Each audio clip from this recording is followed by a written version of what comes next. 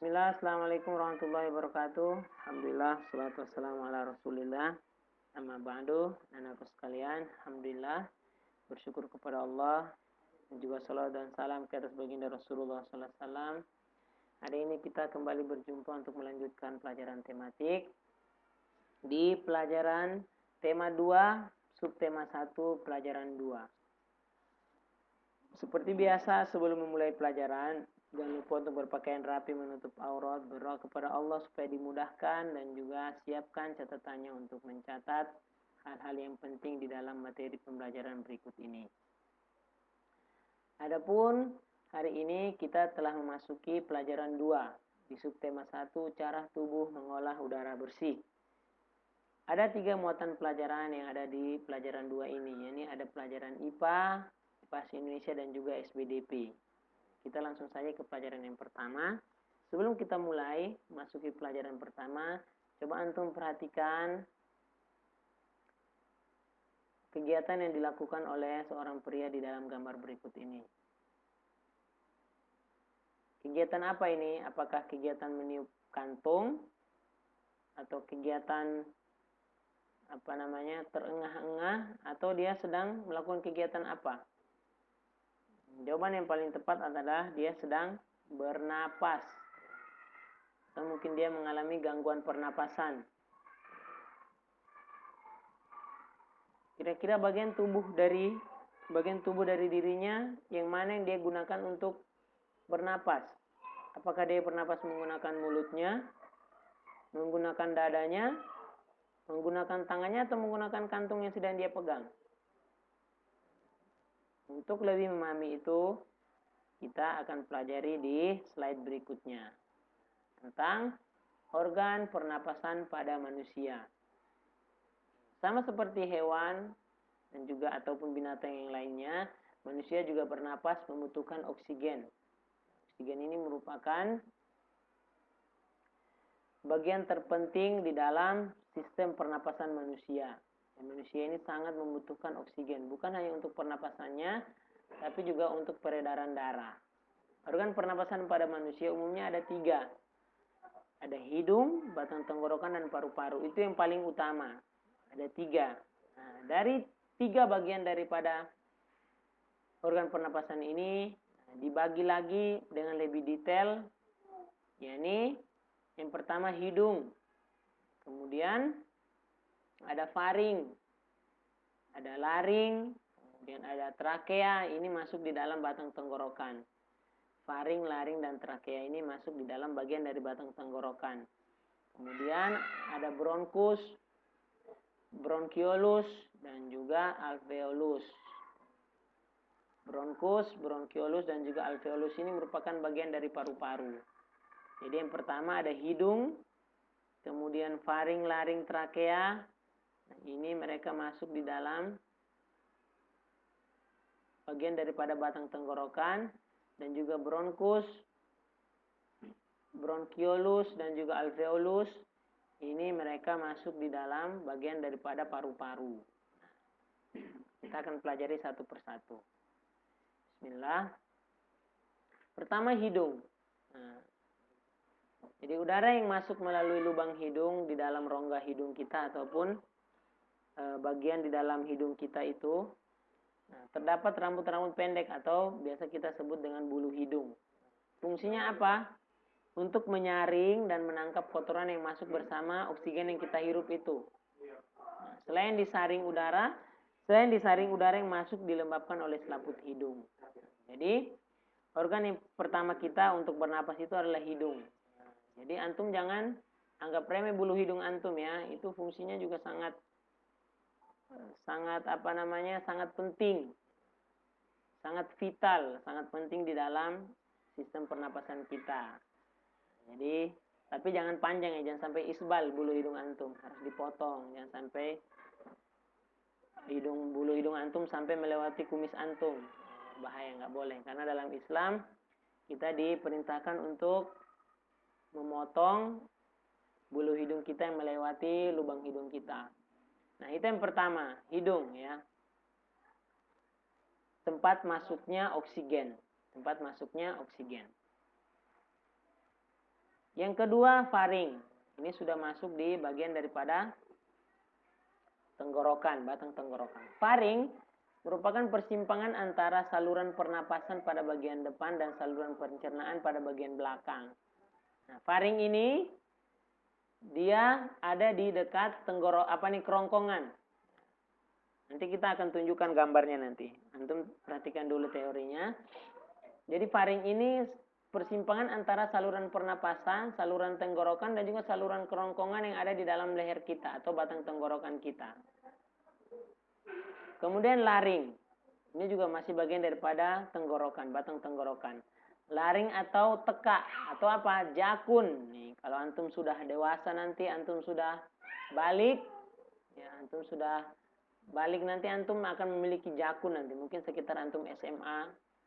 Nah, ini laring ya. Ini juga terdapat di bagian belakang daripada faring. Jadi laring ini terdiri atas susunan tulang rawan berbentuk kotak. Ini juga merupakan organ untuk sistem pernapasan kita. Kemudian yang ketiga, yang keempat atau bagian terakhir daripada batang tenggorokan adalah trakea. Trakea terdapat jaringan yang disebut silia yang akan bergerak dan mendorong keluar debu-debu dan bakteri yang masuk. Nah, sama seperti kemarin, insekta juga mereka sistem pernapasannya disebut trakea dan juga cabang-cabangnya disebut trakeola. Manusia juga punya trakea atau batang tenggorokannya. Fungsinya adalah apa? Ada jaringan di dalam atau cabang di dalam yang disebut silia yang akan bergerak dan mendorong keluar debu-debu dan bakteri yang masuk. Kemudian kita masuk ke yang kelima dan juga adalah merupakan bagian awal dari paru-paru. Bronkus. Bronkus merupakan percabangan dari trakea serta terdiri atas bronkus kiri dan juga bronkus kanan.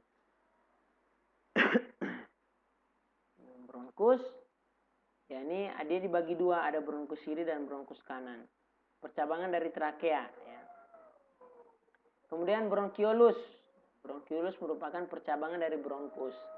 Jadi antum, bronkus dia bercabang-cabang. Nah, cabang-cabang ini disebut dengan bronkiolus. Bronkiolus. Kalau bronkus itu di bawah trakea.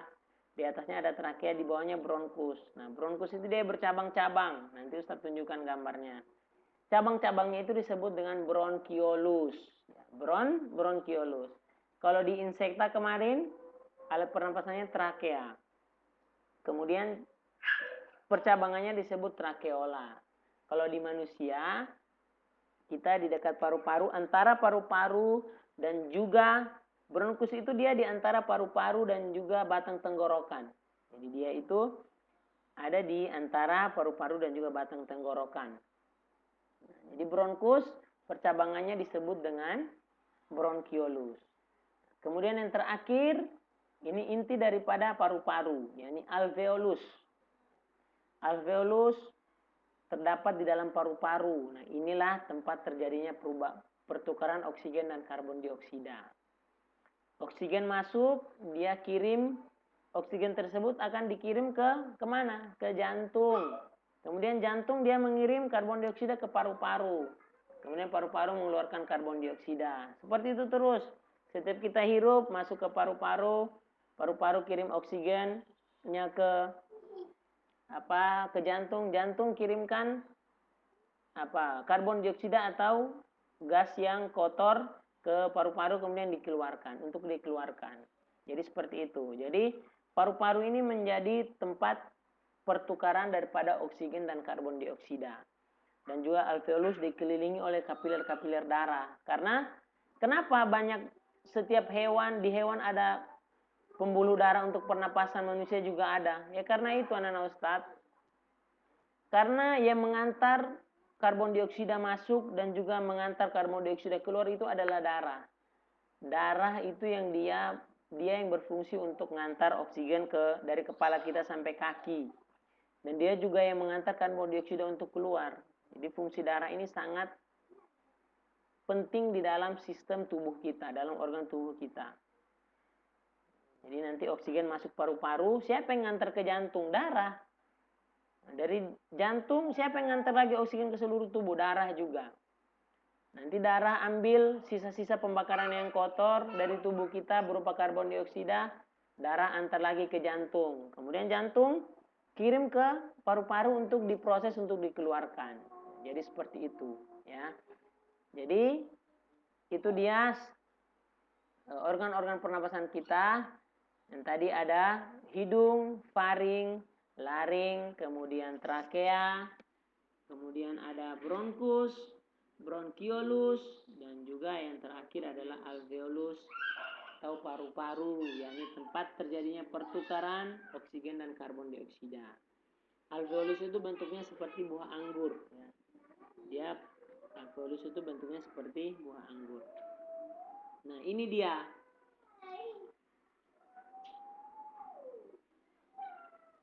Ini tadi. Ini hidung.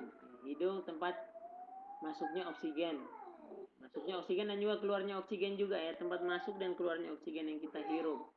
Ini faring ini. Faring ini. Ini faring. Di sebelahnya ini apa? Ini garis yang. Ini kerongkongan ya. Nah Ustaz. Ini merupakan kerongkongan. Garis merah ke bawah itu.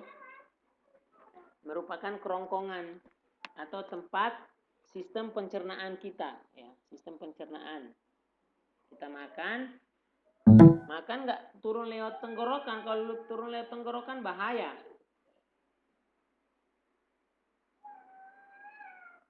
Ini hidung, kemudian ini faring. Faring ini dia di dekat, dia persimpangan antara kerongkongan dan juga tenggorokan. Jadi dia dekat sini.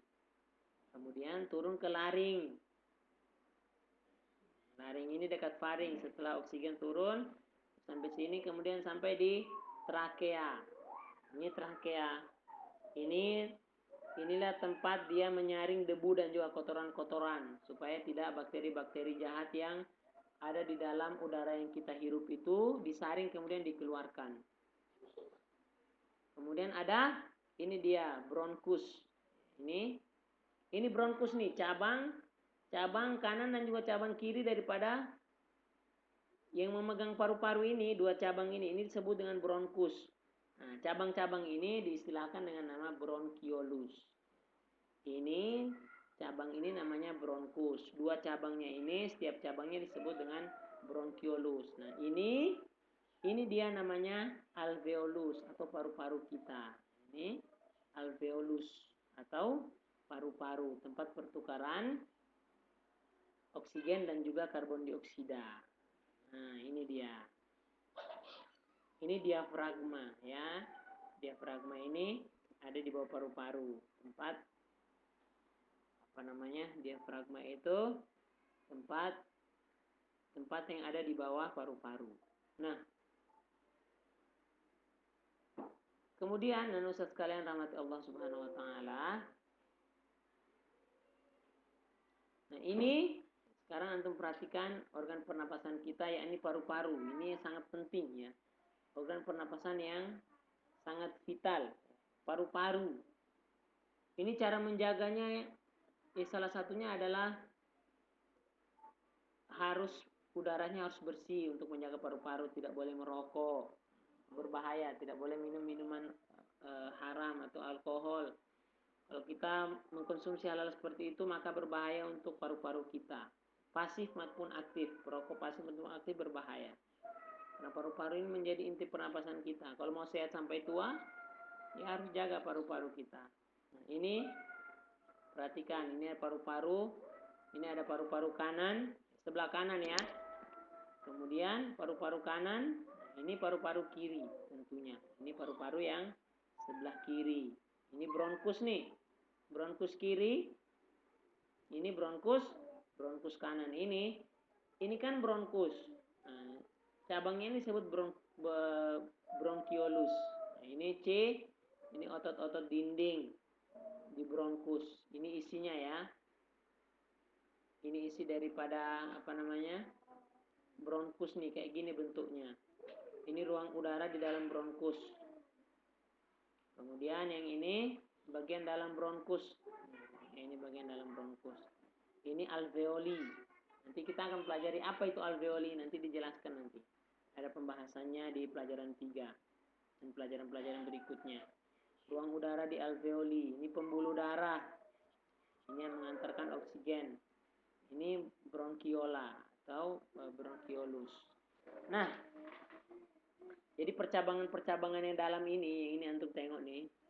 Ini namanya bronchiolus nih, dalam paru-paru ini. Nampak ya, dalam paru-paru ini disebut dengan bronchiolus.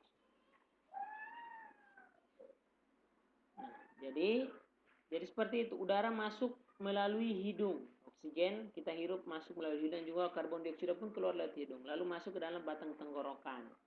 Masuk ke faring, masuk ke laring, masuk ke trakea. Nah, batang tenggorokan adalah sebuah pipa. Mulai dari belakang hidung dan mulut, lalu turun ke paru-paru.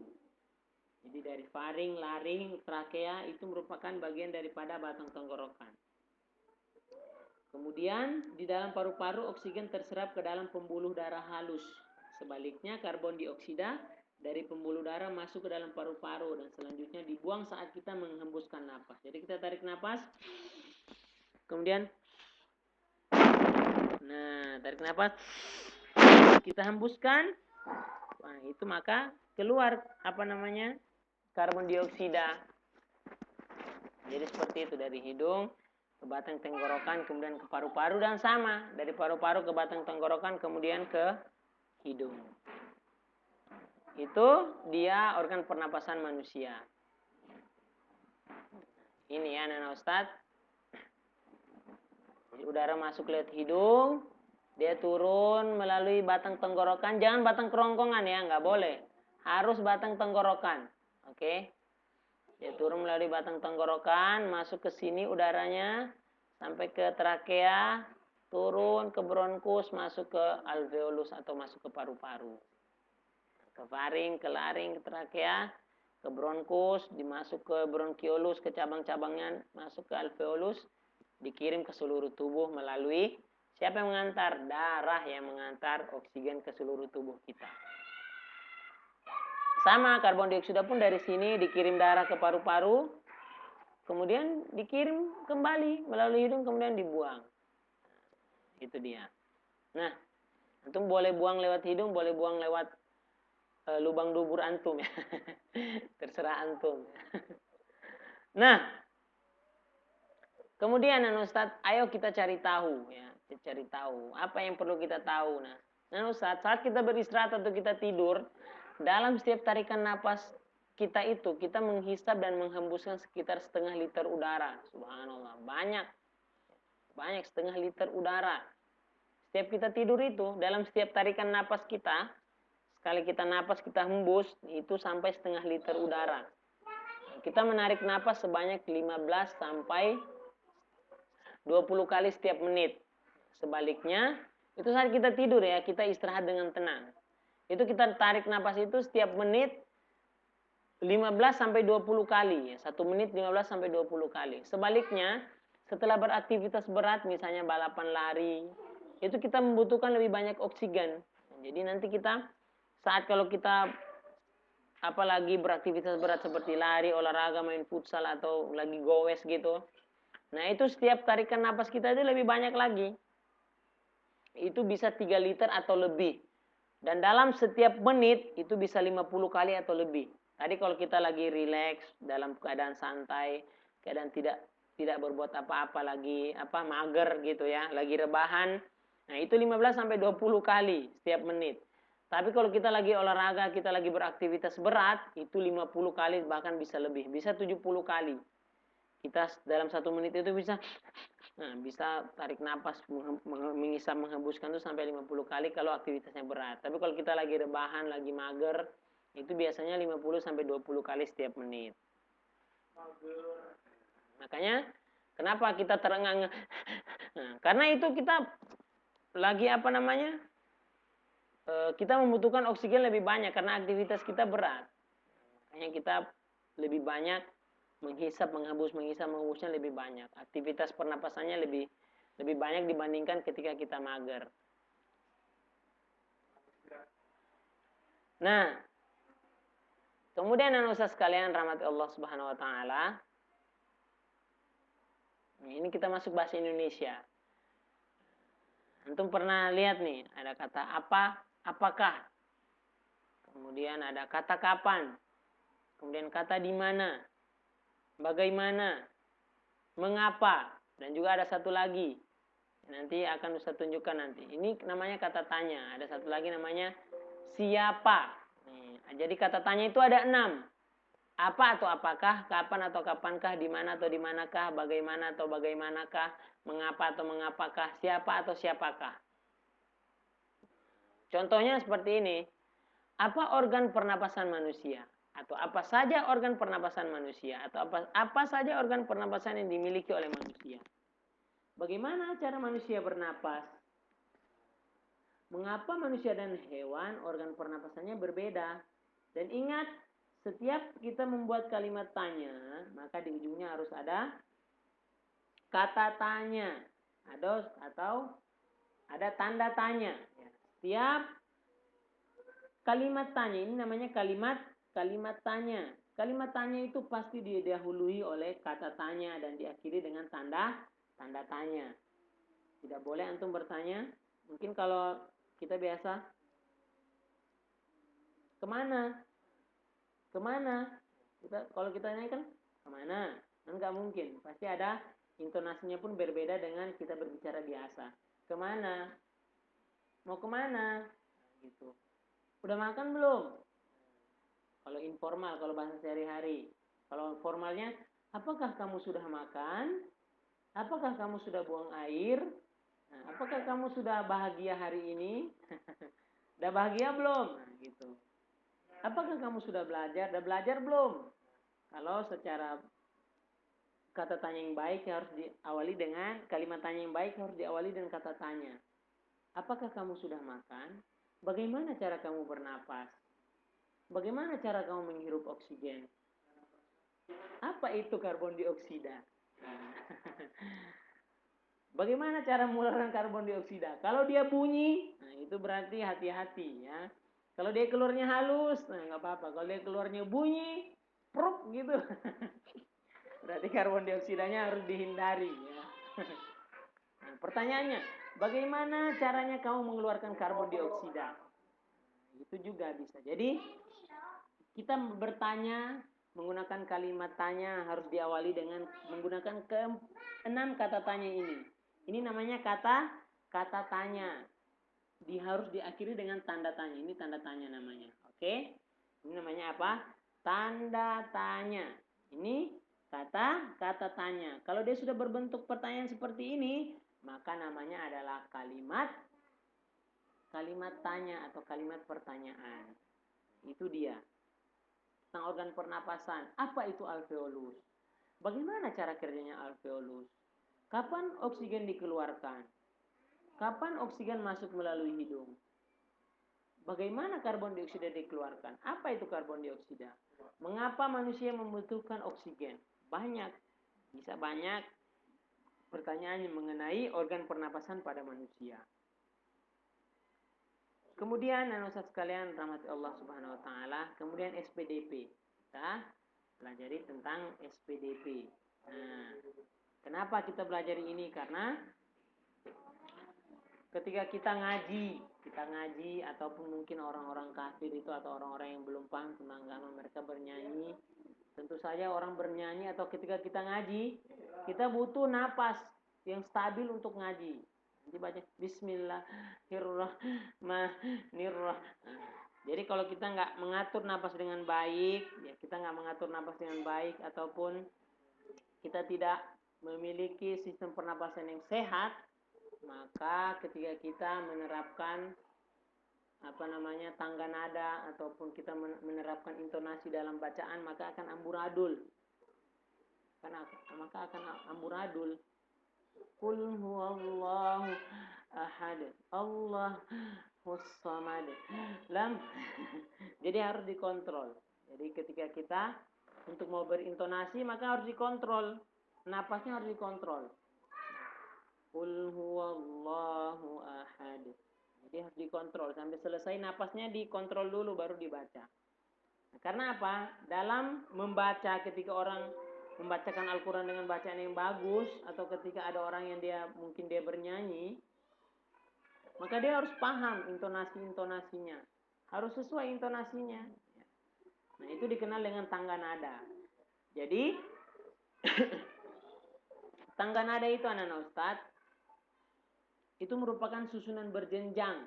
Tangga nada merupakan susunan berjenjang. Dari do, re, mi, fa, sol, la, si, do. Jadi ada 8 tangga nada. Ada do, re, mi, fa, sol, la, si, do. Itu tangga nada merupakan susunan berjenjang dari do sampai kembali ke do. Dalam seni musik ada jenis tangga nada diatonis. Ada jenis tangga nada diatonis. Tangga nada diatonis dibagi lagi dalam 2 jenis tangga nada, yaitu tangga nada diatonis mayor dan juga tangga nada diatonis minor. Jadi dalam tangga nada itu, dalam seni musik ada tangga nada namanya tangga nada diatonis. Tangga nada diatonis itu dibagi dalam 2 jenis tangga nada. Ada mayor tangga nada diatonis yang besar, tinggi, dan juga ada tangga nada diatonis yang minor atau yang rendah. Ini interval itu artinya jarak nada, ya. Jarak nada satu ke nada berikutnya. Alhamdulillahi. Jadi bagaimana panjang ke berikutnya, pendek ke berikutnya itu namanya interval. Kita baca misalnya Alhamdulillahi Rabbil. Jadi alhamdulillahi itu namanya interval atau tangga nada. Kalau kita nggak sesuai dengan intervalnya maka akan salah. Misalnya kita bacanya Alhamdulillahi Rabbil. Nah, itu salah. Harus ada interval atau ada jarak-jarak nadanya atau ada matnya yang harus sesuai dengan bacaan kita. Ini intervalnya 1, kemudian ada setengah, satu lagi, kemudian setengah lagi. Itu interval atau jarak nadanya. Kemudian ini contohnya, ada perhatikan urutan tangga nada diatonis mayor. Ini perhatikan ya, 1, 1 dari C, kemudian re mi ini 1. Ini panjangnya. Do re mi fa sol la si do. Perhatikan. Do re mi fa sol la si do. Jadi nggak sembarang dibaca do re mi, nggak juga, ada cara mengatur interval atau jarak nadanya. Do re mi fa sol la si do. Nah, di sini harus tinggi dia. Do yang terakhir ini tinggi. Ya. Do terakhir dia harus tinggi. Apa? Ini dia. Dari ininya, tunggu ya. Narintiko.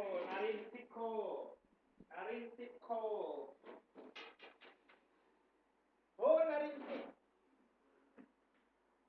Biasanya ditandai dengan tanda ini. Biasanya ditandai dengan ada titik di atas. Do re mi fa sol la si do.